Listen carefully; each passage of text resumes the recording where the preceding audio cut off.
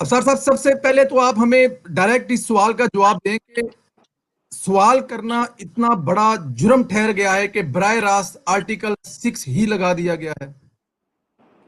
देखिए, ये तो जहाँ आमरीत होगी या फैशिज्म होगी किसी भी शक्ल में, वहाँ पे सवाल पूछना एक जुर्म होता है। ये इंसानी तारीख का हिस्सा है और दुनिया की तारीख में जितनी भी ऐसी हुकूमतें आई हैं जिनका मकसद फैशिज्म था या जिनका मकसद अपने मफादात के लिए काम करना था, कौम के मफादात उनके सामने नहीं थे, वहाँ पे सवाल पूछा जाने को एक जुर्म ही बनाया गया है।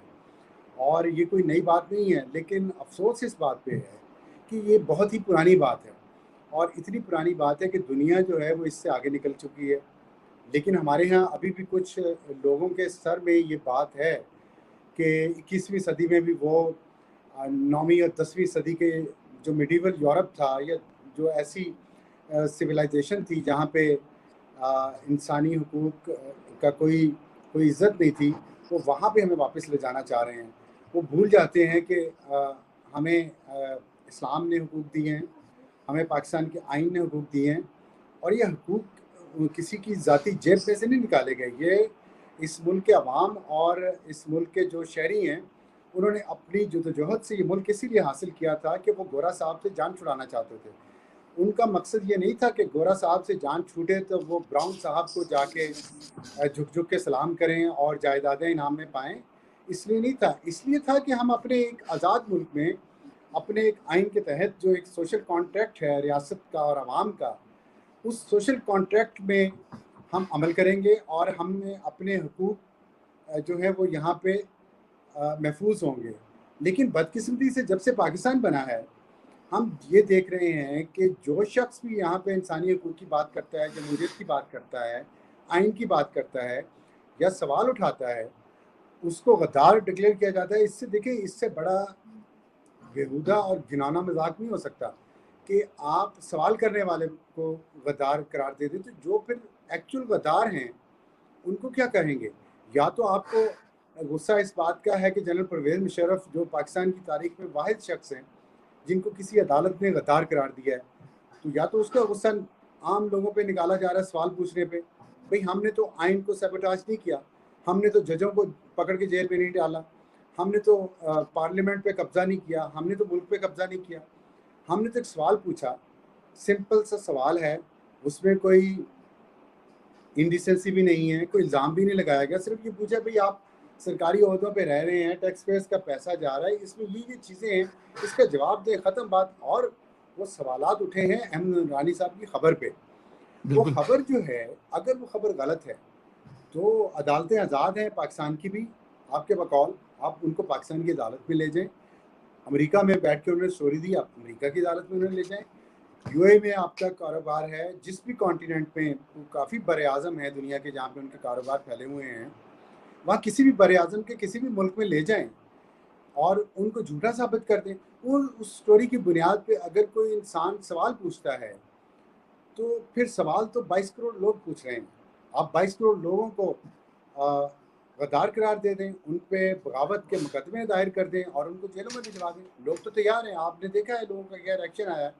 मुझे तो अल्लाह का शुक्र अदा करता हूँ और मैं लोगों का भी शुक्रिया अदा करता हूँ कि उन्होंने इतना प्यार और मोहब्बत दिखाई है इस बात पे कि जो इस मज़ाक़ा खेज़ इल्ज़ाम का उन्होंने जो हशर किया है, ये आंखें खोलने के लिए काफ़ी होना चाहिए उन लोगों की जो इस मुल्क के साथ वाकई मुखलिस हैं और जो इस मुल्क को आगे ले जाना चाहते हैं कि जो इसका सोशल कॉन्ट्रैक्ट है उस पर अमल करें। वरना इस मुल्क में हर चीज़ मजाक बन जाएगी, हर इदारा मजाक बन जाएगा जो इस मुल्क की वहदत के लिए और इस मुल्क का जो नेशनल इंटरेस्ट है उसके लिए मुनासिब नहीं है कि किसी शख्स के ज़ाती, अगर मैं ये नहीं कहता, मैं फिर इल्ज़ाम नहीं लगा रहा, मैं कह रहा हूँ कि एक शख्स है, इंडिविजुअल है, उस पर एक बात हुई है, उसका जवाब दें। उस एक शख्स पे बात होने को सब कलेक्टिव अपना मसला क्यों बना लेते हैं? मुझे इस बात का जवाब, इस बात की समझ नहीं आई। इसी तरह अगर मैं मीडिया में कभी रहा हूँ और मीडिया में एक शख्स गलत काम करता है या कानून तोड़ता है, तो मैं उसको सपोर्ट करूँगा तो मेरे ऊपर भी उंगलियाँ उठेंगी। तो इसलिए मेरी गुजारिश है उन लोगों से जो अपने आप को कानून से मुबर्रा समझते हैं, कानून से बड़ा समझते हैं, कि अगर किसी ने कानून की खिलाफ वर्जी की है या किसी पे सवालात उठे हैं तो महज़ब माशरों की तरह, महज़ब लोगों की तरह उन सवालात का जवाब दें, ना कि सब एक ग्रोह की तरह मिल के उस शख्स को जिस पे शुकूक व शुबहात हैं उसको प्रोटेक्ट करने के लिए आप पूरे मुल्क को या पूरे मुल्क की सालमियत को दांव पे लगा दें। ये मुनासिब नहीं है। बिल्कुल ठीक, बिल्कुल ठीक। अच्छा, अफसार साहब ये बताइए कि अगर कानूनी नक्ता नज़र से देखा जाए तो संगीन गद्दारी का मुकदमा सिर्फ वफाकी हुकूमत की मदीयत में ही दर्ज हो सकता है, लेकिन एक लोकल वकील की मदीयत में ये आपके खिलाफ गद्दारी का मुकदमा हो गया। ये किसकी इमा पर सब कुछ हो रहा है? कैसे हो सकता है ये? देखिए, ये तो कानून का मजाक उड़ाने वाली बात है। मेरा ख्याल है इसमें पुलिस को भी जवाबदेह होना चाहिए और अगर वफाकी हुकूमत ने इसकी मंजूरी दी है या सूबाई हुकूमत ने तो उसको पब्लिक करना चाहिए, उन्हें ऑन करना चाहिए। इस तरह पर्दे के पीछे से खुफिया तरीके से वो इंसाफ लॉयर्स फोरम के कोई अहदेदार हैं तो उससे ज़ाहिर हो रहा है कि ये हुकूमत इसके पीछे है, लेकिन हुकूमत में इतनी अखलाकी जुर्रत शायद नहीं है कि वो सामने आके खुद ये ऑन कर सके कि वो ये मुकदमा कर रहे हैं और वो ये समझते हैं कि अगर हुकूमती किसी नुमाइंदे पे आपने सवाल पूछा तो आप पे गद्दारी का मुकदमा कायम करेंगे। तो ये तो गोरा साहब वाला सिस्टम हो गया ना। तो गोरे साहब के सिस्टम को तो हम नहीं मानते। गोरा साहब के सिस्टम तो हमने 72-73 साल पहले दफन कर दिया था। इसलिए तो पाकिस्तान का झंडा जो है, जो हमारे बुजुर्गों के खून से बना है और ये जो खून का दरियाए रावी पार किया गया था और दरियाए सतलुज जो पार किया गया था इसलिए पार नहीं किया गया था कि यहाँ आके ब्राउन साहब हमें कटहरे में खड़ा करेंगे कि मैं नुमाइंदा हूँ अब गोरा साहब का और मुझे आप गोरा साहब ही समझें। ये नहीं समझेंगे हम गोरा साहब। उन्हें ऑन करना चाहिए अगर वफाकी हुकूमत या सूबाई हुकूमत ने इसकी मंजूरी दी है और पुलिस की भी जवाबदेही होनी चाहिए कि अगर उन्होंने हुकूमतों ने मंजूरी नहीं दी तो वो किसी पे बगावत और गद्दारी का मुकदमा इतनी आसानी से कैसे कायम कर सकते हैं। और फिर देखें, जैसे मैंने आपको कहा कि ये मजाक बनना इस क्लॉज का ये मुनासिब नहीं है। ये इस मुल्क के कानून का मजाक उड़ना, इस मुल्क का मजाक उड़ना इस मुल्क की जड़ों को कमज़ोर करने की साजिश है। और इस तरह के इतने जो सीरियस कवानीन हैं वो इस तरह मजाक के तौर पे इस्तेमाल करना ये तो इस मुल्क के ख़िलाफ़ साजिश है मैं कहूँगा, और इस मुल्क के आइन और कानून के ख़िलाफ़ साजिश है। आप और कोई मुकदमा कर देते, कोई किसी ऑब्जेक्शन थी सवाल पूछने पे या मेरे अल्फाज पे कहते जी मीडिया में ये बात आई है, इस तरह नहीं आनी चाहिए, इस तरह आनी चाहिए। गद्दारी और बगावत मतलब हैरान कुन ये बात है। मैं तो नहीं समझ पा रहा कि किसी सेन माइंड ने उनको एडवाइस किया है या खुद ही उन्होंने ये फैसला किया। ये तो एक अनहोनी है। वक्त फैसला करेगा इस बात का। अच्छा, वैसे सवाल तो बहुत हो रहे हैं, खास तौर पर सोशल मीडिया पर। आपने वो कौन से सवाल उठाए हैं जिसकी वजह से आप पर ये मुकदमा बना दिया गया है? कौन सी ऐसी तलख बात आपने पूछ ली है? अब ये मुझे नहीं पता मैंने कौन सी तल्ख बात पूछी है। मेरे ख्याल में तो मैंने कोई तल्ख बात नहीं पूछी। मैंने तो पाकिस्तानी शहरी के तौर पे अपना हक इस्तेमाल किया सवालात पूछने का। और उसमें जो अहमद नूरानी की स्टोरी है, जो फैक्ट जी। फोकस जो है उसकी वेबसाइट है और उस पे जो आई है उसमें उन्होंने एक बहुत बड़ी कारोबारी सल्तनत का इंकशाफ किया है जो आसिम सलीम बाजवा साहब जो स्पेशल एडवाइज़र हैं इस वक्त प्राइम मिनिस्टर के, उनके ख़ानदान की है। और उसमें ये एक नुक्ता उन्होंने ये उठाया है कि जिस वक्त परवेज़ मुशर्रफ साहब डिक्टेटरशिप उनकी यहाँ पे इस मुल्क में जारी थी, उस वक्त आसिम सलीम बाजवा साहब ने अपने करियर का अरूज शुरू किया और उनके करियर के अरूज के साथ ही उनकी बिजनेस एम्पायर खड़ा होने शुरू हो गई। ये उन्होंने नुक्ता उठाया। ये गलत भी हो सकता है, ये कोइंसिडेंस भी हो सकता है, ये सरासर इत्तेफाक हो सकता है, लेकिन आप सरकारी ओहदे पे रहे हैं, आप बहुत ज़्यादा हसास पोस्टिंग्स पे रहे हैं, बहुत हसास, इतनी हसास हैं कि वो शायद इस तरह डिस्कस भी नहीं होनी चाहिए थी। और आपकी पूरी फैमिली, आपके बच्चे, आपकी बीवी, आपके भाई, तमाम बच्चे एक बिज़नेस कर रहे हैं अमेरिका के साथ, जिसके साथ यहाँ पाकिस्तान में अगर अमेरिकन एम्बेसी में कोई शहरी चला जाए वीज़ा लगवाने के लिए, वापस आए, उसको इंटेलिजेंस वाले रोक लेते हैं कि आप किस लिए गए थे वहाँ पे।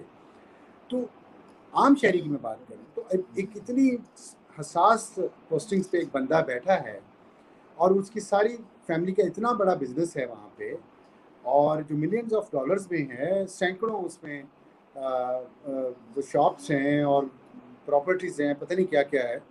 तो उसमें सवालात मैंने पूछे तो आप जवाब दे दें कि जी ये इस तरह गया है, ये इस तरह हमने खर्चे किए हैं, ये मेरी सैलरी थी, उसमें से इतनी बचत हुई है, उसमें इतनी बचत में से हमने ये इस बैंक अकाउंट के ज़रिए हमने फ़लाँ बैंक अकाउंट में भेजा है, कोई मनी लॉन्ड्रिंग नहीं हुई और मैंने बच्चों को भी बाहर पढ़ाया है, तो ये मैं टैक्स दे के इतनी सैलरी, इतनी बचत है, इसमें ये इतना खर्चा होता था, इस कनेक्शन के ज़रिए ज़्यादा। तो इसी तरह के क्वेश्चंस हैं ना, जो इस मुल्क के 3 दफ़ा वज़ीर-ए-आज़म से और उसकी बेटी से पूछे गए हैं, वही सवालात हैं, और जो इस मुल्क के सुप्रीम कोर्ट के जज से और उनकी बीवी से पूछे गए हैं, वही सवालात हैं।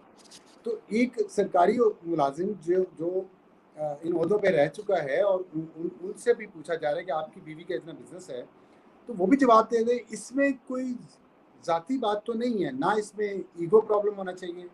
ये तो एक कानून है, और जब मुल्क का वज़ीर-ए-आज़म 3 दफ़ा का नवाज़ शरीफ और उनकी बेटी मरीम नवाज़ अपने आप को कानून के कटहरे में खड़ा कर सकते हैं, इन तमाम सवालात का सामना कर सकते हैं, जब जस्टिस काज़ी फ़ायज़ और उनकी बेगम इन सवालात का सामना कर सकते हैं, तो फिर जनरल आसिम सलीम बाजवा साहब और उनकी बेगम साहिबा को भी इन सवालात से घबराना नहीं चाहिए, ना इसे ईगो प्रॉब्लम बनाना चाहिए। ईगो प्रॉब्लम नहीं है, हम एक जमहूरी दौर में 21वीं सदी में रह रहे हैं, एक आइन के तहत, कानून के तहत हुकूमत चलती है।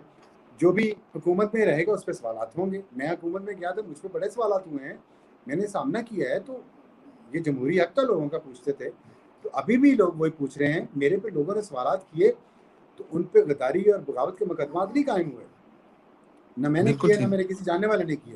तो अब अगर सवालात उठ रहे हैं, पूछे जा रहे हैं, तो ये तो एक रवायत कायम हो गई है ना, तो अब इस रवायत को आगे चलना चाहिए, अकाउंटेबिलिटी सबकी होनी चाहिए। तो इसी स्पिरिट के तहत यही बातें की हैं, और कुछ नहीं कहा, सिर्फ यही बातें की हैं, इसी महज़ब तरीके से की हैं।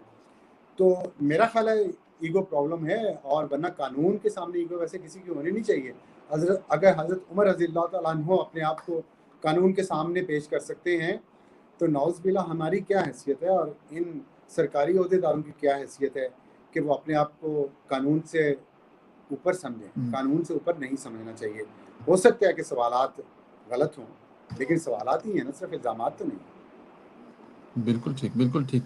अच्छा, एक बात और है कि आपको इस एफआईआर के पीछे मुहर्रिकात क्या नज़र आते हैं? क्या आपको लगता है आपको आप पर ये दफ़ा लगाकर लोगों को दिखाने के लिए निशान-ए-इबरत या बाकी इससे जो सवाल पूछते हैं, इस किस्म का कोई क्या मुहर्रिकात हो सकते हैं? देखिए, ये दफ़ा मुझ पे पहली दफ़ा नहीं लगी। जब मैं पैमरा में था, तब भी मेरे ऊपर 50 पर्चे कटे थे पूरे पाकिस्तान में, और तो मैंने उनको भी फेस किया था। ये तो मैंने आपको बताया ना, इसको मजाक बना दिया गया है, और मुझे लगता है ये बाय डिज़ाइन है कि पाकिस्तान के आइन और कानून को मजाक बना दिया जाए इस तरह के फैसलों से। जैसे मैंने आपको बताया कि जी। साबिक वज़ीर-ए-आज़म और उनकी बेटी, सुप्रीम कोर्ट के जज और उनकी बीवी, और ये केसेस चले हैं किस तरह के, शुरू कहाँ से हुए, ख़त्म कहाँ पे हुए। शुरू पनामा से होते हैं, ख़त्म अकामा पे होते हैं। काज़ी फ़ायज़ साहब का कोई कसूर नहीं है,